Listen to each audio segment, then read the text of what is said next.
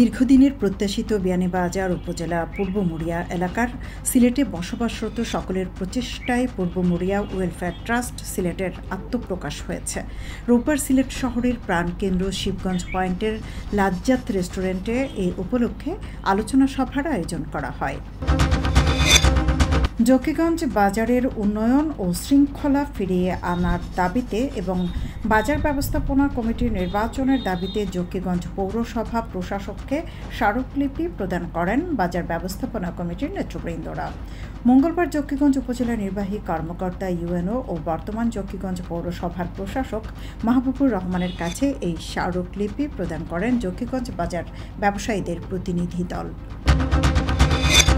সিলেটের ঐতিহ্যবাহী Murarichand MC college ছাত্রাবাসে গণধর্ষণের ঘটনার দ্রুত বিচার ও আসামিদের ফাঁসির দাবিতে মানববন্ধন করেছে কলেজটির শিক্ষার্থীরা।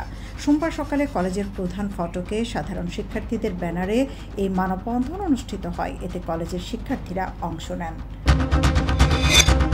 সিলেট সহ দেশের আরও ৩টি অঞ্চলের উপর দিয়ে দুপুরের মধ্যে সর্বোচ্চ ৬০ কিলোমিটার বেগে ঝড় বয়ে যেতে পারে বলে জানিয়েছে আবহাওয়া অধিদপ্তর।